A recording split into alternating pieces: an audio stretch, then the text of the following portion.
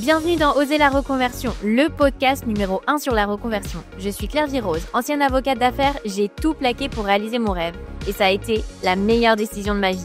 Si toi aussi tu as choisi une carrière par défaut ou pour faire plaisir à ton entourage, tu te demandes ce que tu fais encore dans ton job, découvre ici chaque lundi des invités qui te ressemblent et qui ont osé la reconversion dans tous les domaines. Ils nous racontent leur success story pour à ton tour oser la reconversion. On parle beaucoup de l'écart salarial entre les hommes et les femmes. 15% de différence de salaire entre les hommes et les femmes à travail égal.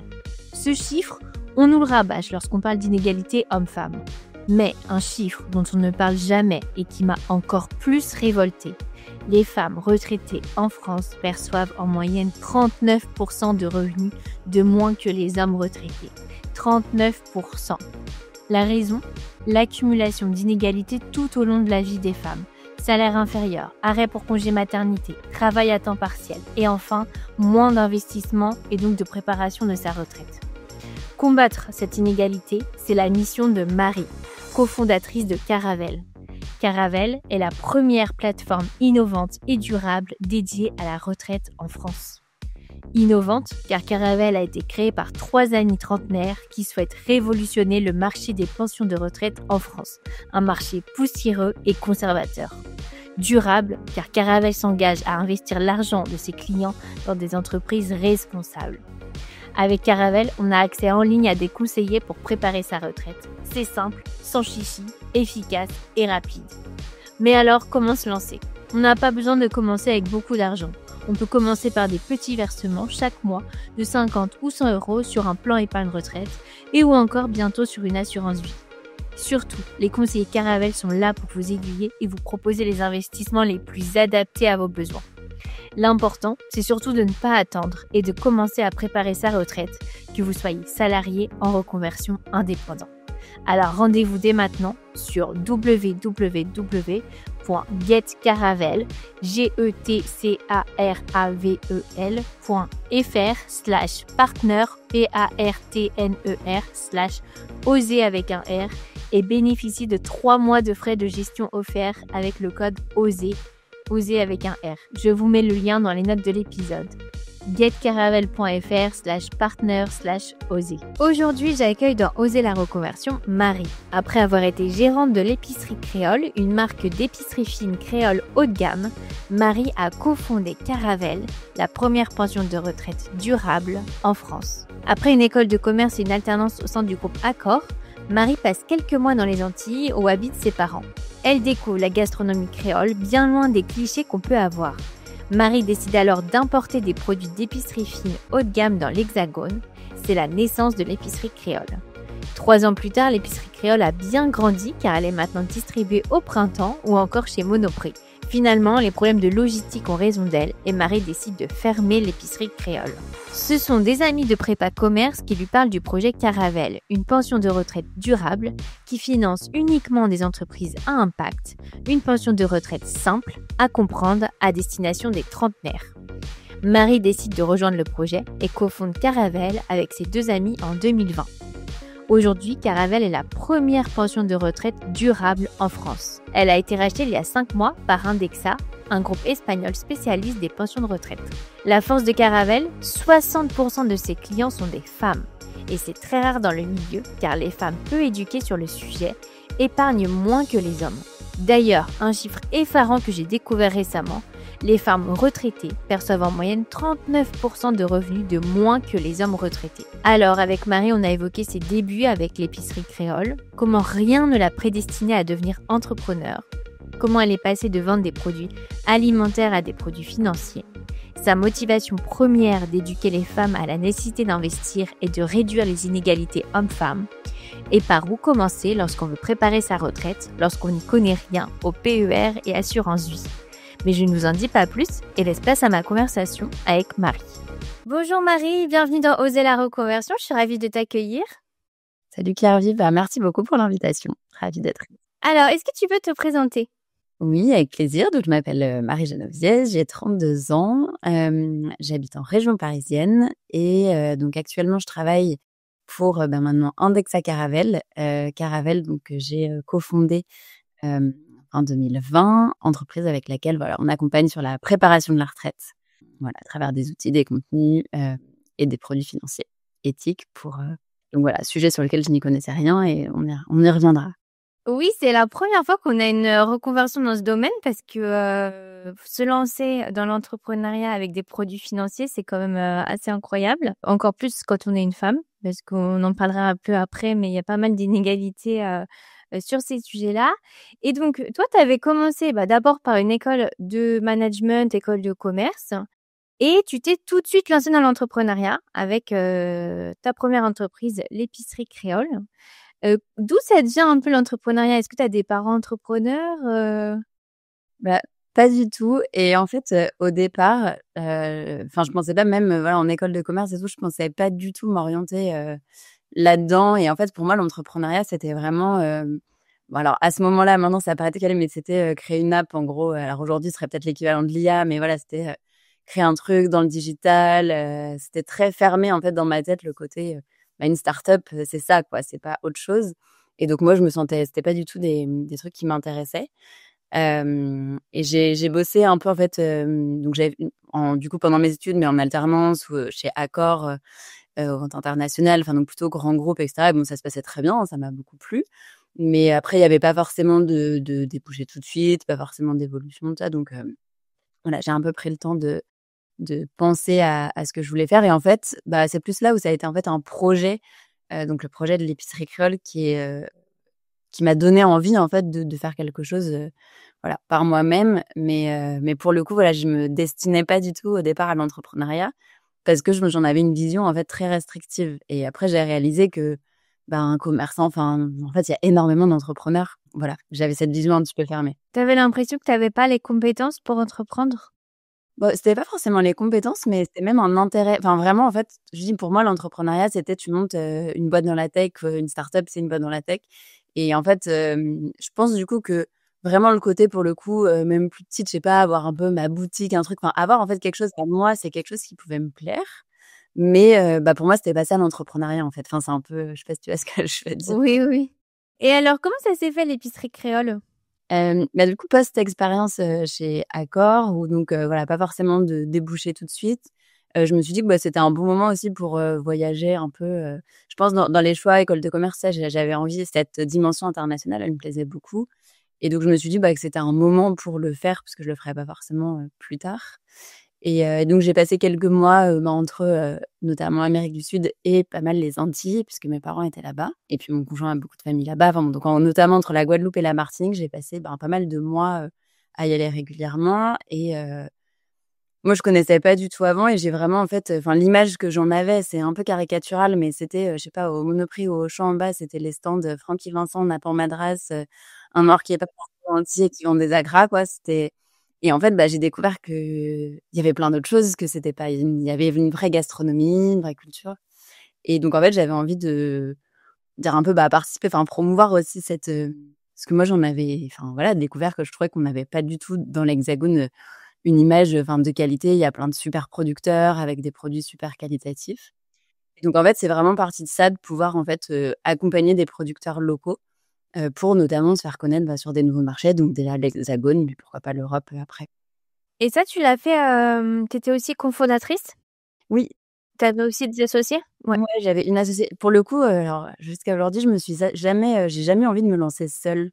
J'ai jamais pour le coup, dans l'entrepreneuriat, ça m'a jamais attiré le côté, de faire, mon truc toute seule. J'avais alors ça vient peut-être, mais pour l'instant, j'aime bien ce côté équipe, même si c'est une petite équipe et donc ouais, j'avais, une amie, qui en fait, à ce moment-là aussi était, on va dire, c'était un bon timing, qui finissait aussi ses études et qui avait, elle, pour le coup, toujours eu envie d'entreprendre et donc en fait, on a participé, ça a commencé par on a présenté l'idée à un incubateur, on a été prises et on s'est dit: «Bon, allez, on tente, on voit ce que ça donne». Et pour le coup, moi, je me suis un peu dit, je sais que souvent et je trouve dans ces sujets de reconversion, il y a souvent ce sujet de c'est quoi le bon moment? Et moi, je pense qu'une des prises de conscience, c'est justement de voir mes parents notamment, voilà, qui étaient installés dans leur job, qui avaient, peut-être, voilà, en train d'acheter leur maison, qui avaient des enfants, qui avaient et donc en fait, c'est pas forcément au final, je me suis dit: le bon moment finalement, là, j'ai pas d'enfants, pas de prêt, pas vraiment de confort. Je me suis pas Ça fait pas 20 ans que je suis en grand groupe et donc j'ai quelque chose entre guillemets à perdre. Donc je me suis dit que finalement, c'était, peut-être un bon moment pour tester, quoi. Après, je pense que chaque âge, il y a ses avantages parce que, en même temps, quand tu es jeune, tu aucun risque, mais tu pas d'économie. Et en même temps, quand tu es plus âgé, tu as quand même eu le temps d'avoir un peu des économies, d'avoir peut-être un petit peu plus d'expérience de réseau. Donc, c'est un peu je pense que finalement, à chaque âge, tu peux ce qu'il faut, c'est surtout être prêt, je pense, psychologiquement. Pour, aller dans ton sens, là, je vois maintenant mes parents sont, en train de potentiellement, recréer des trucs, se reformer, donc tu vois, c'était plus en tout cas, moi, je sais qu'à ce moment-là, j'ai notamment, voilà, un frère beaucoup plus jeune qui était encore qui avait pas encore fait ses études. Donc moi, en tout cas, ça m'a fait réaliser que, j'avais pas c'était pas forcément attendre, ce serait pas forcément la solution. Mais après, pour le coup, voilà, il y a plein de moments, là, tu vois, je suis redevenue salariée et potentiellement d'ici quelques années, je réentreprendrai à nouveau. Mais voilà, il y a plein de moments dans ta vie, mais finalement, celui-ci où je me disais: «Tu pas assez d'expérience, tu pas assez», en fait, il y avait d'autres avantages, même s'il y avait aussi évidemment des inconvénients. Alors, vous avez fait ça pendant 3 ans, donc c'était, la première marque d'épicerie fine créole haut de gamme, sélectionnée directement auprès de producteurs locaux. Donc j'imagine que les producteurs que tu rencontrais, quand tu allais voir ta famille. Donc 3 ans quand même, c'est assez long. Alors donc ça j'imagine que ça a dû bien marcher. Est-ce que tu peux nous raconter un petit peu? Ouais, avec plaisir, hein, c'était vraiment une super expérience. Alors c'est marrant parce qu'au début, j'arrivais même pas à dire vraiment que c'était une start-up, c'était vraiment et en fait, bon, notamment, on a fini par être à Station F. Alors là, tu es forcément déjà dans et ouais, alors on a vraiment commencé pour le coup, dans un garage, le stockage, c'était le garage de mes parents, on en a porté des valises, on s'est fait notamment dans Paris aller, voilà, pas mal, j'ai pas mal de valises qui n'ont pas survécu. C'était vraiment l'expérience pour le coup, terrain et les colis, on envoyait nous-mêmes, bon, voilà. Et donc ça, c'était le démarrage. On n'a jamais levé de fonds. On a un peu, on avait un petit stock initial pour faire venir un peu et puis en fait après c'était de l'autofinancement comme c'était une activité d'achat-revente. Donc l'avantage, c'est que, voilà, c'est assez vite pour le coup rentable. On en parlera après, mais par rapport typiquement à ce que j'ai connu par la suite, c'était un modèle très différent. Mais c'était quelque chose, on va dire, pour moi, c'est un modèle aussi assez sain. C'était des produits moi, j'avais très envie pour le coup, sur cette première expérience, d'avoir des produits physiques, voilà, de pouvoir, voilà, l'avoir, même le goûter, quoi. Donc c'était vraiment, voilà, ça. Et de voir aussi, j'imagine, tes clients avec tes produits, Ouais, complètement et donc voilà, ça, c'était le début. Puis après, ouais, ça a pas mal grandi. On était distribués, partout en France. On était au printemps, par exemple, à Paris. Donc voilà, ça a vraiment fait c'était justement l'objectif, voilà, c'est une marque, qui te montre qu'il y a des super produits. On avait, au niveau graphisme, on peut travailler le truc, justement hors des codes, alors il y avait un peu des couleurs et tout, mais c'était pas, le gros truc. jaune, vert.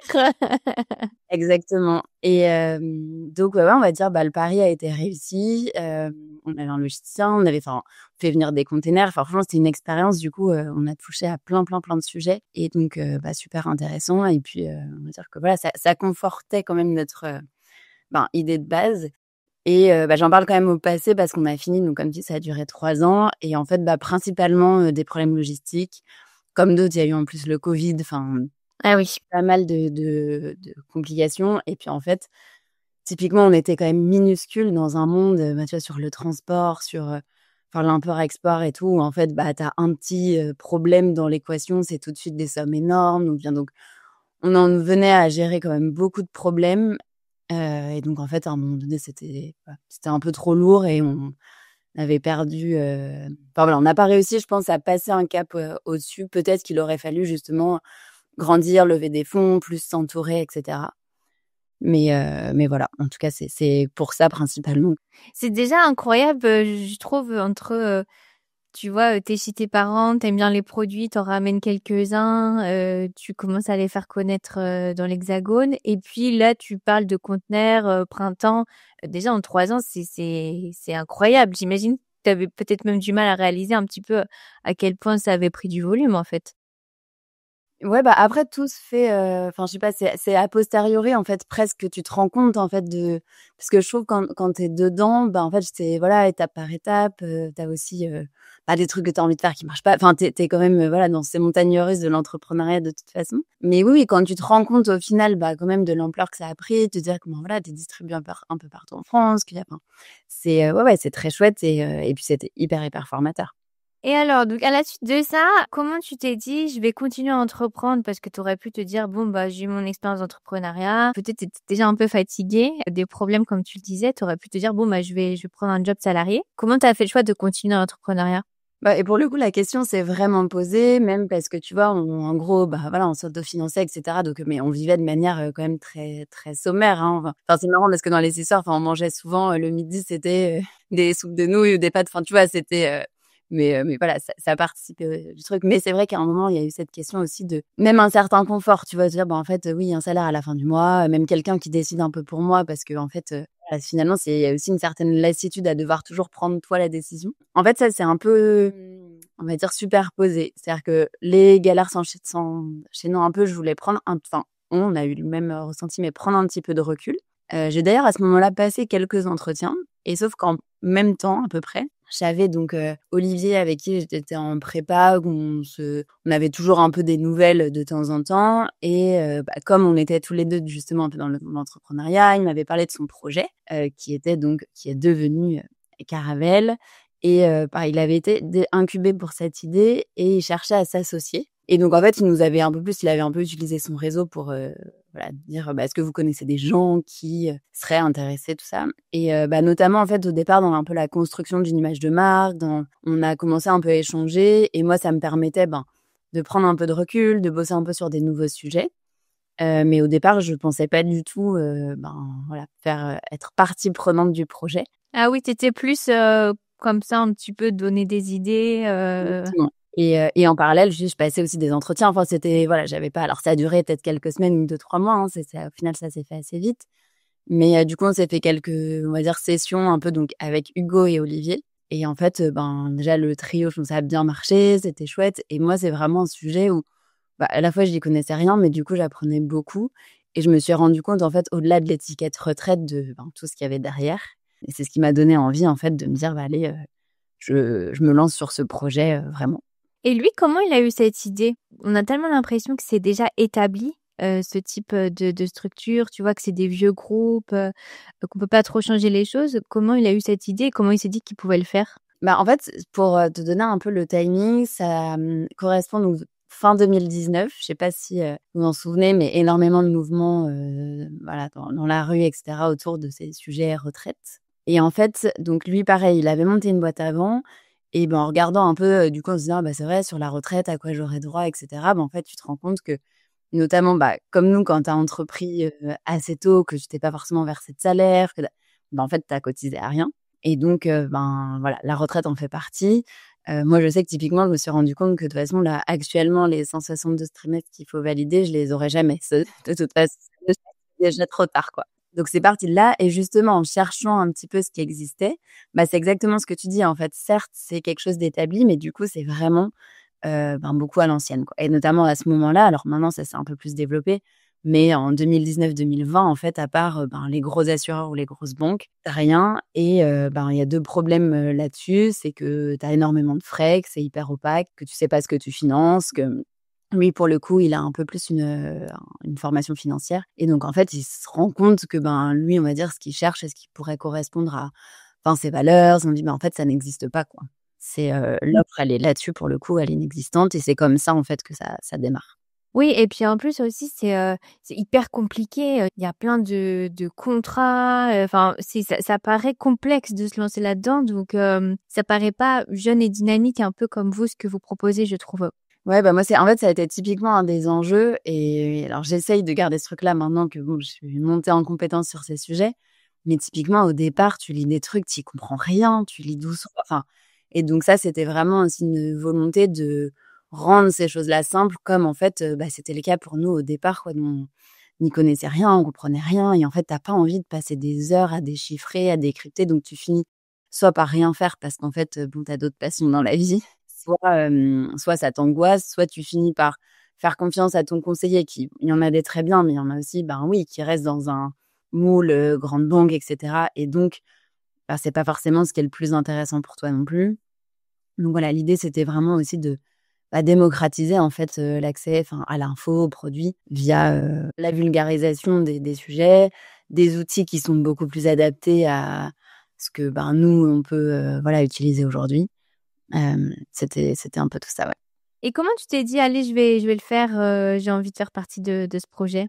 Bah, vraiment pour te dire au départ, alors c'est un peu je sais pas si c'est opportuniste le mot, mais si tu veux, moi je commençais à me rendre compte que donc je cotisais à rien, que j'aurais droit à pas grand chose, que voilà, pas je prenais du retard parce que tu vois, j'avais, enfin, je sais pas, 27 ans, enfin, genre, j'étais pas du tout non plus dans le truc de: «Oh là là, c'est chaud», mais je commençais quand même à me dire, bon, par rapport je voyais même aux autres, tu vois, qui avaient fait, notamment les mêmes études que moi, enfin, qui avançaient entre guillemets, qui évoluaient dans des entreprises et je me suis dit: «Bon, il faut que je m'y intéresse, en fait, déjà pour moi». C'est pas des sujets qui me enfin, ce ne sont pas des sujets qui me passionnent et enfin, c'est vraiment le truc de base, hein, depuis j'ai évolué, mais du coup, je me suis dit: «Bah, en fait, si je m'y intéresse notamment via un projet, via mon travail, bah, ça va me servir aussi à titre perso, en fait, de comprendre comment ça marche, de mettre des choses en place». Donc voilà, il y avait un petit intérêt personnel au départ, dans l'idée au moins de s'intéresser au sujet et puis, en fait, derrière, ben, voilà, j'ai découvert tous ces enjeux de finances vertes, comme tu le disais en intro, mais ben, sur les sujets hommes-femmes, ben, voilà, il y a des trucs dont on parle et des choses, en fait, dont on parle beaucoup moins et qui sont très liées, à l'éducation financière, donc voilà, en fait, on va dire que sous ce premier giron, je me suis dit: «Bon, ce serait bien que je m'y intéresse», bah, j'ai découvert vraiment plein, plein de choses et j'ai beaucoup appris et du coup, voilà, c'est ce qui m'a donné envie, de continuer, d'approfondir. Après, je sais pas ce que tu en penses, mais tu sais, quand tu dis, «J'avais du retard» et tout ça, pour moi, la retraite, ça change tellement, c'est tellement réformé que même les personnes qui cotisent, est-ce que vraiment elles vont avoir finalement quelque chose à la fin ou entre-temps ça sera réformé et il y aura plus grand chose? Je trouve qu'entre l'âge qu'on a, bon, on a à peu près le même âge et puis l'âge où on est en retraite, même si on était salarié à cotiser tout le temps, je trouve pas que ça soit autant une certitude que ça a pu l'être pour nos parents d'avoir sa retraite. Ouais, complètement et puis quand tu en parles, tu vois, moi, avec même alors là, je veux dire, génération d'après, enfin une dizaine d'années derrière nous, c'est encore pire. Ils sont là pour l'instant, on n'aura rien. Donc c'est sûr mais du coup, quand je parle de ça, il y avait comprendre certes comment ça marche, mais aussi comprendre ce que je peux justement, mettre en place par moi-même. Moi, si tu veux, d'après enfin, vu mon parcours et comme tu dis, ben, où j'ai en fait tout de suite, j'ai été salariée le temps de mon alternance, tu vois? Ben, je savais aussi que ça, j'aurais pas forcément grand-chose, quelles que soient les réformes et quelles que soient, là, toutes les incertitudes et donc il fallait aussi que je comprenne un peu comment ça marche et que je commence à m'y intéresser, à la fois, voilà, sur le sujet retraite, mais aussi justement sur, ben, même des sujets plus, d'investissement un peu plus long terme, quoi. Et alors, avant de parler un peu plus, voilà, investissement, retraite, comment vous vous êtes lancés, tous les 3? Est-ce que vous avez été incubés? Parce que j'imagine qu'il faut pas mal de fonds quand même, pour lancer ce type de structure? Alors pour le coup et ça me fait penser à un truc quand même aussi qui m'a poussée à le faire, c'est comme, ben, je le disais tout à l'heure, mais toutes les problématiques justement logistiques et tout, en fait, j'étais arrivée au bout et là, c'était un projet où, ben, en fait, tout est digital avec ton ordi, tu peux bosser de partout, tu as beaucoup moins de choses à porter, c'est plus enfin, donc voilà, ça faisait partie aussi des choses qui m'ont, voilà, convaincue, on va dire, de me relancer là-dessus. Et en fait, bah, donc on s'est fait, voilà, quelques sessions, je pense, de travail et en fait, on a du coup créé la boîte ensemble, fin 2020 et on s'est pas fait, incuber. On a fait le choix, en fait, de lancer pour le coup, on a pu lancer, en fait, à enfin, très faible coût dans le sens où, en gros, on avait donc, bah, mon associé Hugo qui a un profil un peu plus technique, qui a monté, alors ce qu'on appelle le MVP, le 1er produit, en fait, donc tout à partir d'outils no code et cetera. Ce qui a été un peu long au début, c'est de trouver un assureur parce que pour le coup, on avait besoin de s'adosser à une structure, bah, qui, bah, en fait, qui assure les fonds, qui assure, nous, on a un statut de courtier aujourd'hui. Hem, donc ça, en fait, ça a été la phase un peu longue parce qu'en plus, tu te rends compte que toi, tu es dans toi, en fait, en une semaine, tu peux avoir avancé quand eux, bah, tu dois rencontrer plein de services, que tu as fait 5 rendez-vous, qu'en fait, tu as l'impression que ça avance, puis qu'au 5e, ils disent: «Bon, bah, super, bon, bah, c'est pour notre roadmap 2026» et toi, tu es là: «Mais non, mais c'est pas ça le timing, en fait, que moi, j'avais en tête». Mais au final, on a quand même réussi à lancer en 6 mois un premier produit et on s'est dit: «On va pas passer 2 ans à développer des trucs si, en fait, parler retraite à des gens de 30 ans, ça ne sert à rien». Enfin, personne n'est à l'écoute du message. Donc en fait, en 6 mois, on a lancé, on a eu nos premiers clients et bah, ça nous a permis donc ensuite de lever des fonds et donc on a fait une première levée de fonds, voilà, quelques mois plus tard, ce qui nous a permis de recruter et cetera. Ouais et là récemment, donc ça fait 5 mois, vous avez été racheté par, Indexa, donc ça a énormément grandi. Comment ça a évolué un petit peu, j'imagine que depuis le rachat, ça a encore évolué? Ouais, tout à fait. Alors pour le coup, pareil, on n'était pas du tout au final, on a rendu assez vite, ce qui était pas forcément l'idée qu'on avait initialement et puis en fait, on a eu un très bon contact avec eux. Ça reste en fait, vraiment alors c'est à la fois beaucoup plus gros, mais ils sont une quarantaine en Espagne. Alors pour le coup, en Espagne, ils sont, leaders on va dire de la gestion automatisée de l'épargne en ligne. Ils ont une petite marque aussi en France et donc en fait, ils veulent se développer en France et on a pas mal, échangé, ça a bien matché. Je pense que ça tombait quand même bien un moment pour nous, hem, si tu veux, contrairement pour le coup à l'épicerie Créole où en fait, on pouvait s'autofinancer, du premier jour quoi, parce qu'on achetait, on revendait.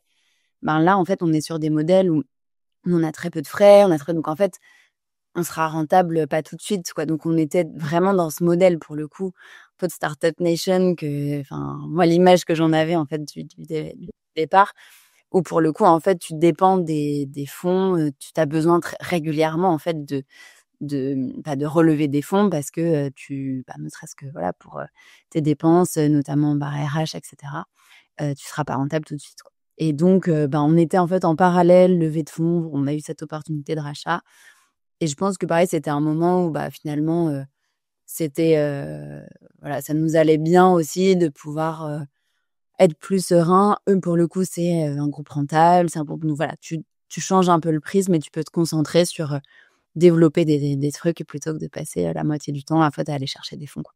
Et vous êtes combien aujourd'hui alors? En France, donc au groupe, on est un peu plus d'une cinquantaine et en France, on est une dizaine.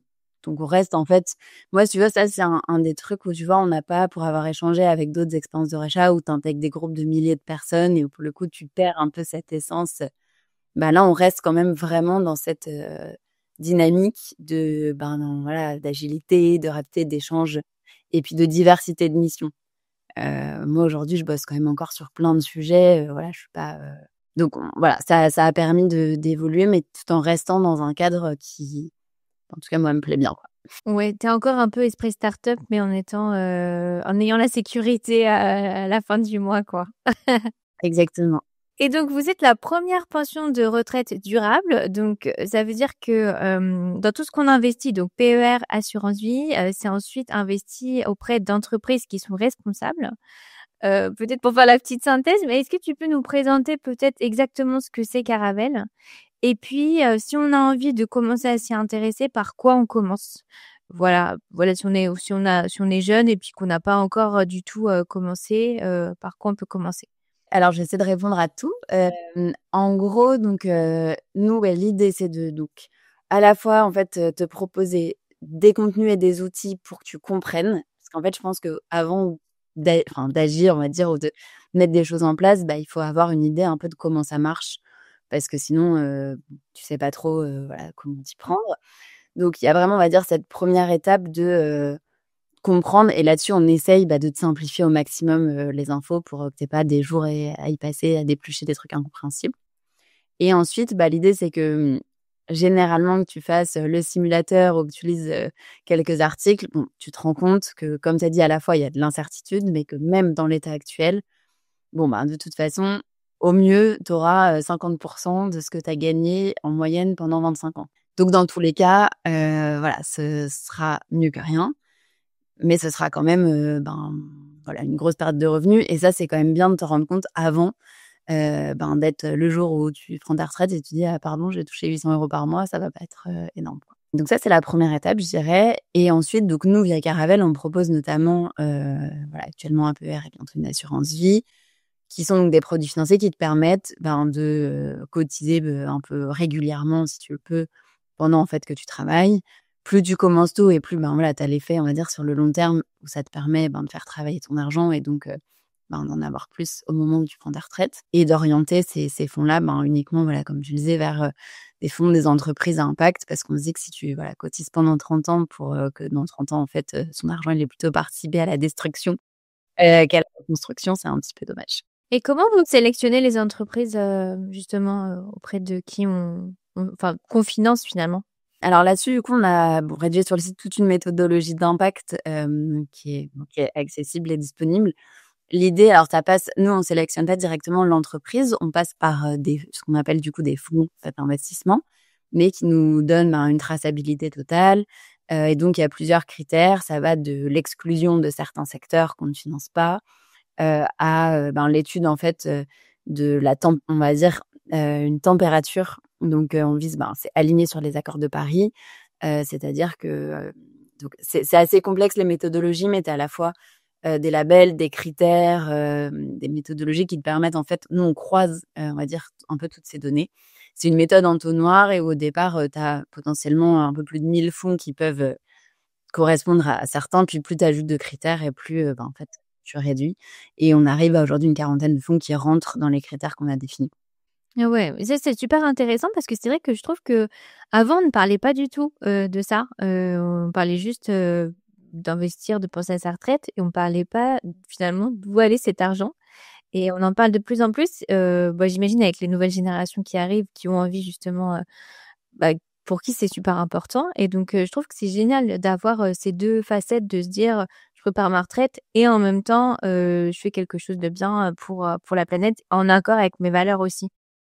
En fait, tu vois, moi, j'ai eu souvent cette discussion, c'est hyper c'est pas du tout tangible. Tu vois, tu vas te dire, par exemple, je fais du tri, je mange plus de viande, je prends plus l'avion. Bon, on va dire que concrètement, tu te dis que, voilà, tu as un impact, tu le vois, tu sais vraiment concrètement comment ça marche et tu réalises pas que la ligne qu'il y a, sur ton compte, en fait, ça finance directement des choses derrière et c'est ce lien-là, il est pas évident à faire et moi, mais ça arrive tous les jours qu'on tu échanges avec des gens qui sont hyper impliqués, qui font plein d'efforts au quotidien, mais qui ont, des comptes, voilà, dans certaines banques, ou qui et en fait, ils en savent rien de ce qu'ils financent et souvent, tu demandes même à ton conseiller bancaire, il sait pas te répondre parce qu'en fait, c'est hyper opaque, tu as pas de traçabilité et du coup, c'est voilà, c'est assez fou et ça veut pas du tout dire qu'évidemment, tout ce qu'on fait au quotidien, c'est hyper important, mais c'est un peu dommage quand, en fait, tu fais plein d'efforts au quotidien et que, tout ce que tu as, en fait, à la banque, ton épargne, elle pollue bien plus que.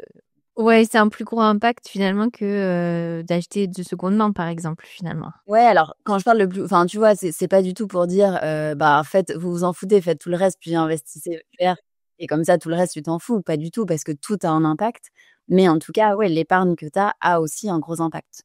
Ouais, ouais, c'est vrai que c'est des impacts cachés finalement, un peu des polluants cachés. Et alors ce qui est super intéressant, c'est que vous avez 60 de femmes clientes. Alors c'est assez incroyable parce que, j'avais vu récemment que les femmes retraitées perçoivent en moyenne 39 de revenus de moins que les hommes. Donc c'est à l'occasion de notre épisode spécial pour la journée de la femme. On avait un petit peu parlé de toutes ces inégalités et ça m'avait vraiment surprise, parce qu'on parle beaucoup de l'inégalité de salaire et beaucoup moins de cette inégalité qui arrive plus tard et qui est énorme, 39 de différence. Et donc, vous avez 60 de clientes. C'est un choix un peu de s'adresser aux femmes? Initialement, pas du tout. Je pense que, le fait que moi, donc, je sois, femme cofondatrice, que ce soit via des partenariats, que ce soit, je pense, via le discours, que, je pense que, en fait, ça y participe et j'en suis super fière parce que dans le monde de la finance, je voyais l'autre fois, voilà, un article sur, une boîte qui dit: «On a 35 de femmes, c'est super». Voilà, attends, mais c'est en effet, écoute, c'est déjà ça, mais c'est vrai que dans le milieu, on est un peu en ovni. Donc moi, je suis hyper contente de ça. Mais tu vois, quand je regarde les stats encore aujourd'hui, les femmes investissent moins que les hommes. Parmi nos clientes, c'est du style en moyenne, sur un homme va investir 6 000 quand une femme va investir 4 000, tu vois? Donc il y a plein de sujets autour de ça. Je pense que, pour, revenir point par point, tu vois, tu as cette inégalité dont tu parles. Moi, pareil, hein, quand j'ai découvert ce chiffre, j'étais hyper choquée parce que déjà les 16 d'écart de salaire, en fait, c'est pas normal et c'est un sujet et tout. Cet écart au moment de la retraite, il est révélateur de tout ce qui se passe pendant toute la vie professionnelle, des femmes et donc voilà, c'est à la fois le fait que, elles prennent beaucoup plus souvent des temps partiels quand, elles ont des enfants. C'est, le fait que c'est beaucoup plus elles, souvent, même aujourd'hui dans les couples, qui vont gérer les petits investissements, type, les courses et cetera, quand, le mari va, le mari, l'homme ou voilà, généralement, en tout cas, le conjoint va, beaucoup plus, investir dans la voiture, et donc tu as ce truc, en fait, de notamment en cas de séparation, mais même, du coup, sur tes cotisations retraite et cetera, les femmes sont aujourd'hui, vraiment, vraiment avec des écarts, beaucoup plus importants et c'est même un autre chiffre, tu vois, que j'ai découvert, c'est les inégalités patrimoniales et en fait, elle se creuse. Donc on regarde, tu as toujours un peu ce prisme. Donc tu vas voir que, par exemple, bon, sur les salaires, on avance, on en parle, et cetera. D'ailleurs, quand même très lié, hein, le fait que les salaires soient inférieurs, c'est pareil. Forcément, tu peux moins investir, et cetera. C'est boule de neige, en fait, hein, parce qu'on part de 15% d'écart de salaire, ou 13%, je sais plus ce que tu as dit. C'est 15 et quelques. Ouais, voilà. Et après, finalement, on arrive à 40% à la fin de la vie parce qu'en fait, c'est boule de neige. T'investis pas après dans ton patrimoine. J'avais vu aussi que les femmes, forcément, elles ont moins d'actions que les hommes. Donc, en fait, finalement, elles s'arrêtent de travailler pour leurs enfants. En plus, elles compensent pas en investissant pour leur retraite. Donc, à la fin, en fait, c'est un écart de 39%. Et donc, qu'est-ce que tu conseilles aux femmes? Parce que quand on a envie de commencer, déjà, c'est quoi la différence entre un PER et une assurance vie? Et puis, par quoi on commence quand on veut juste démarrer, tu vois, qu'on n'a pas forcément des grosses sommes, on a envie de mettre un peu un pied à l'étrier. Alors, ouais, rapidement, PER, assurance vie, en fait, en gros, ce sont des enveloppes fiscales. Donc après, ce qui change vraiment, c'est le fonctionnement, c'est les règles qui s'appliquent. Par exemple, un PER, ça te permet de réduire tes impôts. L'assurance vie, au bout de 8 ans, tu as une fiscalité différente. Mais en fait, c'est principalement autour des règles fiscales. Parce qu'en fait, ce que tu peux avoir dedans, soit je parle d'enveloppe et puis après, tu as tout ce qu'il y a à l'intérieur, que ce soit du PER ou de l'assurance vie, tu peux avoir plein de choses dedans, plein de supports, plein de un niveau de risque différent. Donc en fait, vraiment, la principale différence, elle est à ce niveau-là. Et c'est justement souvent intéressant de potentiellement avoir les deux parce que ça te permet de, on va dire, jouer sur tous les tableaux, quoi. Et pour te répondre sur le par où commencer, en fait, il y a juste quelques règles, on va dire, un peu simples. Déjà, c'est que tu peux commencer avec pas forcément beaucoup. Ça, c'est pareil, souvent un biais qu'on a de se dire, je verrai quand je gagnerai plus, quand j'aurai... Et en fait... tu vois, nous, par exemple, aujourd'hui, alors, tu as un investissement initial de 1 000 €, mais derrière, c'est des 50 € par mois. Tu peux l'arrêter à tout moment. Donc, tu as vraiment ce truc de, en fait, plus tu commences tôt et même avec des sommes qui sont pas énormes, plus, voilà, tu as aussi cet effet boule de neige, mais plutôt positif cette fois-ci sur le long terme. Et avant ça, en fait, tu as vraiment cette idée aussi, avoir en tête. L'important, c'est que tu aies un petit matelas de sécurité, parce qu'en fait, pour, on va dire, pallier aux imprévus, donc type sur, un livret par exemple où, tu vas avoir, voilà, selon ta situation, peut-être de 3 à 6 mois un peu de dépenses, de charges fixes. Et ça, c'est vraiment de l'argent qui est fait pour, selon les situations, je sais pas, ta voiture tombe en panne, il faut remplacer ta machine à laver, tu as envie, de partir en vacances, enfin, où tu as, voilà, ce petit matelas de sécurité qui te permet d'avoir, en un virement, tu récupères ton argent et voilà, tu peux pallier aux imprévus. Mais à partir de là, tu peux, voilà, commencer même avec des petites sommes à avoir d'autres produits. Il vaut mieux mettre un peu régulièrement des petites sommes qu'attendre pour te dire: «Le jour où je pourrais, investir massivement». Et là-dessus, il y a un vrai biais, je pense, entre les femmes et les hommes. Je sais pas si c'est lié, je pense qu'il y a un sujet, éducation, formation financière où, en fait, on le voit, hein, aujourd'hui, tu as les chiffres qui le montrent, tu as beaucoup moins de femmes qui investissent, et quand je parle d'investissement, alors, tu as l'investissement en bourse, quotidien, mais en fait, même sur de l'investissement long terme, tu as pas besoin, en fait, d'y passer, des heures. Tu as pas besoin, une fois, à la limite, que tu as ouvert un compte, derrière, ça se fait un peu, pour toi. Donc il y a, voilà, un peu ce rapport au risque qui est différent et qui est intéressant, hein, je pense, qui est lié à plein de choses, même sûrement depuis qu'on est toute petite. Mais n'empêche que, les faits le montrent, quoi. Et comment ça se passe avec vous, si par exemple on a envie de se lancer, comment on a un petit peu des informations sur par où commencer, pour et commencer à voilà, épargner chez vous?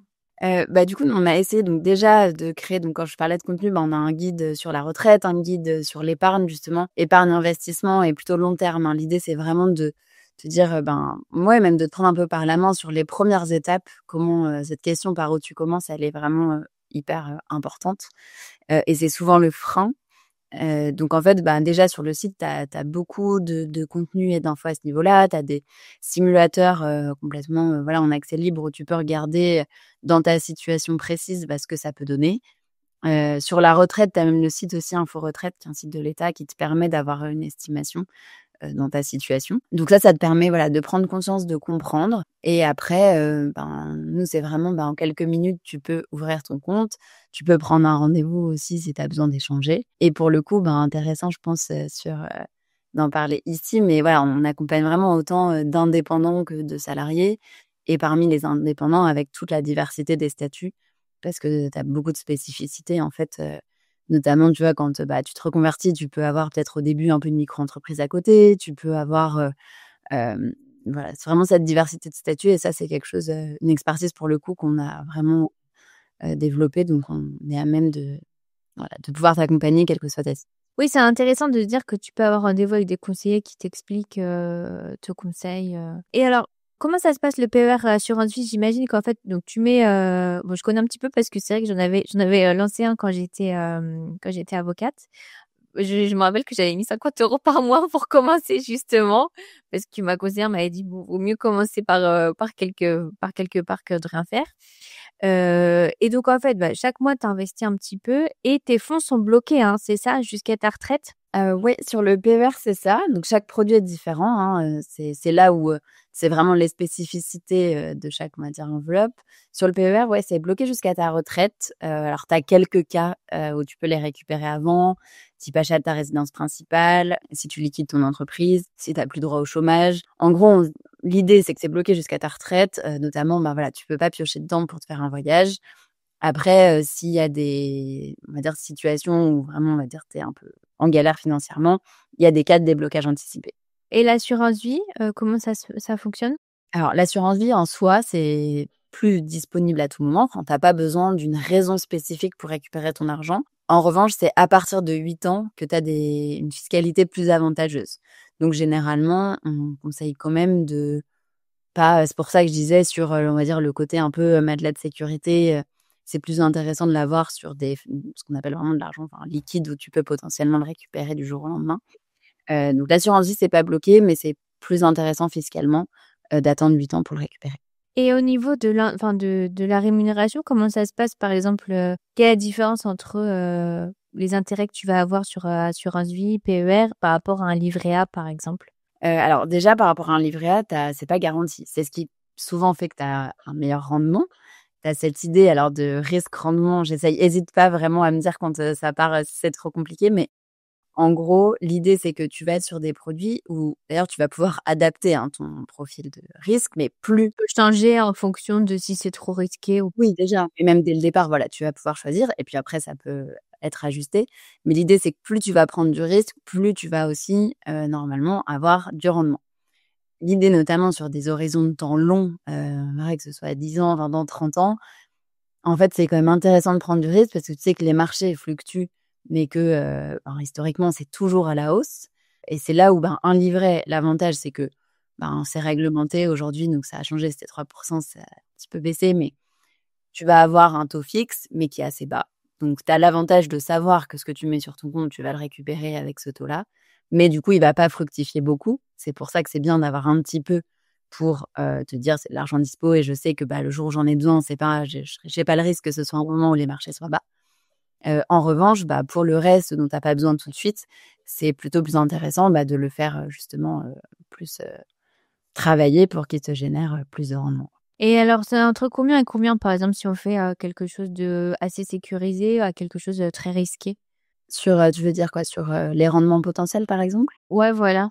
Alors ça, pour le coup, tu as la grande phrase que tu vois partout et qu'on va te dire en finance de: «Les performances passées ne présagent pas des performances futures». Après, ça dépend vraiment donc de chaque typologie de de portefeuille ou d'offres. Donc nous, par exemple, on a mis, les, selon les profils, donc on en a 3, en fonction du nombre d'années qui te séparent de la retraite, avec un plutôt croissance, plutôt équilibré et plutôt sécurisé.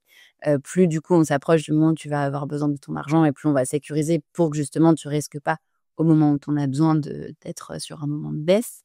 Nous, sur toute la durée de vie d'un contrat, on vise, 5 de performance parce que notamment sur la fin, ça va être, moins important et aujourd'hui, en fait, là où j'ai du mal à te donner des chiffres, c'est que sur les dernières années, tu vois, sur le profil croissance, on a pu être à des plus 30. Tu sais aussi qu'il y a des moments où ça peut être, moins 15, où ça peut donc voilà, plus tu prends du risque, plus tu as des fluctuations importantes. Mais du coup, plus tu vas chercher au global, un rendement intéressant. Moins tu prends du risque, plus tu vas être du coup sur des échelles peut-être du +5, -5, ça va moins varier.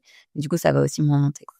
Et c'est vrai que c'était intéressant, quand tu disais que vous accompagnez autant les salariés que les indépendants. Bon, parce que c'est vrai que quand on est indépendant, on n'a pas le choix en fait, il faut absolument, penser à sa retraite parce que sinon on n'en aura pas. Et quand on est salarié, comme on le disait un petit peu en intro, finalement, faut aussi y penser parce qu'on n'est pas certain finalement d'avoir sa retraite à la fin. Ouais, j'allais dire, c'est intéressant ce que tu dis parce qu'en fait, c'est une idée reçue que quand tu es en fait, la majorité des indépendants cotisent comme les salariés et en fait, l'écart il y a pourtant un vrai écart à la fin. Pour les chiffres, c'est qu'en moyenne, un salarié, il perd 50 de ses revenus quand il part à la retraite. Pour un indépendant, c'est 60. Donc c'est vrai qu'il y a un écart, mais en fait, la différence, elle se fait pas sur les cotisations. Quand je parle de cotisations, c'est les cotisations obligatoires, type régime général et régime complémentaire obligatoire où, tu cotises. Donc quand tu es salarié, c'est sur ta fiche de paye. Quand tu es en micro-entreprise, par exemple, c'est dans le package de cotisations que tu payes à l'URSSAF. Et en fait, la différence, elle se fait surtout sur, cette partie de retraite par capitalisation où en fait, tu as notamment tous les salariés, par exemple, de grands groupes, ça, ils peuvent avoir des produits d'épargne qui vont être ouverts par leur employeur. Ça, pour le coup, quand tu es indépendant ou quand tu es salarié d'une petite boîte qui a pas ce type de dispositif, rien n'est mis en place pour toi et si tu le fais pas, en effet, tu auras rien. Mais voilà, c'est intéressant parce qu'en fait, sur la partie obligatoire et la partie État, les salariés et les indépendants cotisent, quasiment de la même façon. Et vous accompagnez quand même des salariés, donc c'est quel type de salariés? Ah pour le coup, on a commencé avec beaucoup d'indépendants parce que, justement, on voulait vraiment développer aussi cette expertise-là. Mais aujourd'hui, on est à peu près à 50-50 et en fait, je pense qu'il y a quand même une prise de conscience. Alors, tu vois, c'est le sujet, il est régulièrement d'actualité puisque je sais en 2019, il y avait, des mouvements sociaux. Tu as de la réforme qui est passée en 2023 et là, on en parle en ce moment. Donc, je pense que tu as quand même de plus en plus de gens et tu le disais tout à l'heure toi-même, en vrai, on ne sait pas ce qu'il en sera et donc je pense que tu as quand même on est sur, notre génération, celle d'après et vraiment sur se dire, oui, il faut qu'on mette des choses en place par nous-mêmes, quoi et pour le coup, que tu sois salarié ou indépendant. Je pense que les indépendants, tu as une prise de conscience peut-être un petit peu plus tôt, mais au global, voilà, ça concerne tout le monde. Et qu'est-ce que tu dirais à quelqu'un peut-être qui hésiterait un petit peu à se lancer, peut-être pour une femme qui dit: «Bon oui, mais peut-être plus tard», qu'est-ce que tu lui dirais? Peut-être si tu as des amis, tu vois? Peut-être, tu as des amis qui ont pas commencé encore à investir ou épargner. Qu'est-ce que tu leur dis? Justement, moi, il y a un truc et je trouve dans mes échanges et c'est très féminin, c'est qu'en fait, il y en a, bon, peut-être qui, on va dire, s'en fichent, mais toutes celles qui commencent à y penser, en fait, elles ont souvent peur de prendre la mauvaise décision. Et à force de, tu vois, vouloir trop comparer, te dire: «Mais du coup, bon, je vais aller voir ce que, OK, vous faites, mais je vais quand même aller voir aussi ailleurs» et bon, c'est bien, hein, de comparer un peu, mais en fait, je pense qu'à un moment donné, il faut aussi se dire qu'il y a pas de mauvaise décision. En fait, OK, peut-être que tu as ouvert, un PER dans ta banque il y a quelques années et là, tu te dis: «Ça peut être intéressant de regarder les frais, ça peut être intéressant quand même de regarder un petit peu parce que peut-être qu'il y a mieux à faire aujourd'hui». Mais en fait, dans les faits, même si tu as ouvert il y a quelques années, qu'il y a des frais importants, d'une, aujourd'hui, tu peux transférer si tu trouves une meilleure solution et dans tous les cas, ce que tu auras mis de côté, c'est ça c'est déjà ça de pris et en fait, le vrai risque, c'est les arnaques. C'est-à-dire que oui, si, tu vois une vidéo où on te promet, des millions en une semaine ou OK, il y a le sujet arnaque qui, ça, est une mauvaise décision. Mais en fait, à partir du moment où c'est voilà, tu sais que tu es dans un cadre à peu près sécurisé, c'est peut-être pas la meilleure et peut-être que tu trouveras mieux d'ici quelque temps et de toute façon, tu seras pas bloqué. Tu pourras à ce moment-là, voilà, ouvrir un autre compte ou transférer et cetera. Et donc je pense que parfois, en fait, il faut aussi, voilà, pas avoir peur, de le faire, et pas forcément attendre de te dire: «OK, là, je suis sûre et certaine que c'est la meilleure décision». Parce que de toute façon, le marché, il évolue, parce que toi, ta situation, elle peut évoluer et donc voilà, je dirais que parfois, c'est bien de, comme tu vois, toi, tu disais, tu commences pas forcément avec des énormes sommes, mais à un moment donné de voilà, de le faire. Au moins, tu es lancé finalement dans le parce que c'est le plus dur finalement, c'est de se lancer. Après, même si des petites sommes, en fait, tu y réfléchis même pas, en fait. Puis au moins, tu as déjà fait la première démarche de te mettre dans ce système-là, en fait. Mais voilà, je dirais que j'ai le sentiment et notamment d'un point de vue féminin que le plus gros frein, c'est ce côté d'avoir peur de faire voilà, prendre une mauvaise décision ou, et en fait, à force, on s'en fait une montagne, donc on le fait pas et en fait, c'est ça le plus dommage parce que voilà, généralement, il y a pas de il y a pas de très mauvaise décision, à part, oui, si tu mets toutes tes économies sur, la dernière crypto ou que tu suis, un influenceur et que tu te dis: «OK, je vais suivre son truc parce que dans une semaine, j'aurai des millions». Voilà. Mais hormis ces extrêmes, et c'est un que la majorité d'entre nous ont conscience que ça, c'est pas une solution. Et donc derrière, voilà, je dirais que c'est surtout ça, quoi. C'est se lancer et qu'il y a aucune décision de toute façon qui est irréversible. Et c'est vrai qu'on en a pas du tout parlé, mais comment avaient réagi tes proches à ta reconversion, justement, avec Caravelle? Est-ce que ça peut faire peur de te dire, «Je vais me lancer, dans, une start-up qui va faire des produits financiers?» Enfin, ça paraît assez, occulte, enfin, assez mystérieux. Comment ont réagi, tes proches? Bah, pour le coup, je pense enfin, j'allais dire, j'ai quand même la chance d'avoir toujours été, assez soutenue et tu vois, moi, j'ai été dans des moments pour le coup, là, bah, tu vois, quand d'un point de vue global aussi, pour le coup, c'est marrant parce que mon conjoint est en reconversion, en ce moment. C'est aussi pour ça que, ben, voilà, dans notre équilibre global, bah, c'est très bien que moi, aujourd'hui, je sois salariée et pour le coup, jusque-là, bah, ça a été l'inverse et ça m'a aussi permis, voilà, d'avoir, ben, du soutien, de pas avoir non plus, ben, voilà, peur de cette instabilité, professionnelle. Donc je pense que oui, l'entourage est hyper important. J'ai franchement, toujours été soutenue et d'un point de vue pour le coup, c'est marrant parce qu'avec Caravelle, j'ai plutôt, eu un rôle j'ai pu avoir aussi un rôle un peu de conseiller, tu vois? Avec mon entourage de alors avant, ils étaient, voilà, certains un peu tristes de plus avoir, les produits, Créole? voilà. Mais pour le coup, ouais, toujours, beaucoup de soutien et puis je pense que ça a été, c'était intéressant aussi cette, nouvelle dimension, que ça apportait. Mais ouais, ouais, non, pour le coup, je pense que voilà, c'est une chance, mais j'ai eu cette chance d'avoir, voilà, du soutien et pas de pression et pas de: «Mais qu'est-ce que tu fais?» Oui, comme ça peut arriver parfois. Alors, dernière question, c'est toujours la question de la fin. Quel est le meilleur conseil qu'on t'ait déjà donné? Alors il est un peu bizarre, mais c'était alors je le résume en naïve et souriante.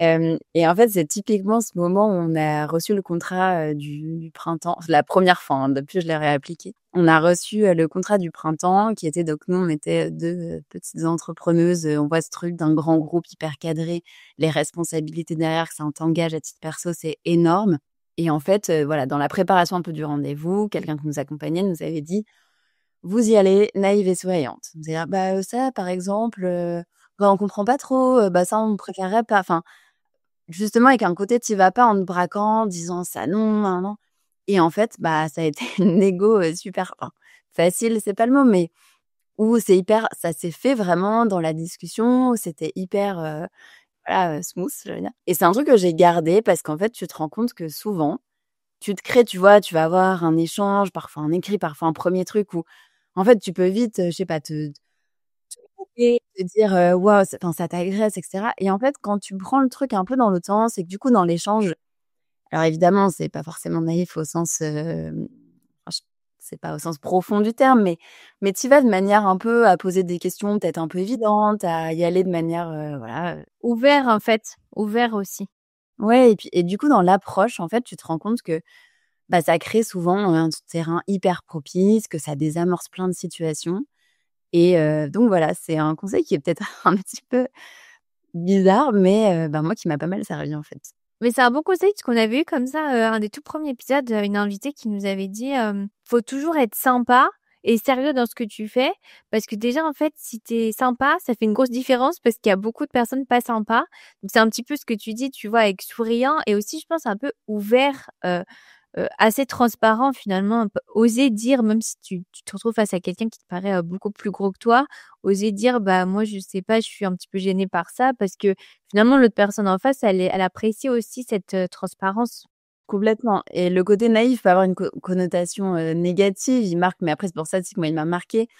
Mais en fait, il est beaucoup plus sur un truc de oui, pas forcément arriver sur, et puis se dire: «Je suis censé le savoir, je suis censé», ben, en fait non, il y a plein de questions qui peuvent, paraître bêtes et qui le sont rarement et qui te permettent du coup vraiment, ouais, d'être dans la construction plutôt que dans la confrontation, en fait. Ouais, exactement. Ben, un grand merci Marie, donc je mettrai, tous les liens, vers, vos réseaux, votre site internet pour les auditeurs qui voudraient un petit peu vous suivre. Merci beaucoup pour, tout ce que tu as partagé, tout ce que tu nous as appris. Et ben, écoute, j'espère que ça te servira. En tout cas, c'était un plaisir d'échanger avec toi. Si vous avez aimé l'épisode, abonnez-vous et laissez-moi un commentaire si vous écoutez l'épisode sur YouTube. Et si vous écoutez l'épisode sur Apple Podcasts, Spotify ou Deezer, abonnez-vous et laissez une note 5 étoiles et un avis. C'est ce qui donne le plus de visibilité à ce podcast. N'hésitez pas à en parler autour de vous et à partager l'épisode sur les réseaux sociaux pour aider un plus grand nombre à oser la reconversion.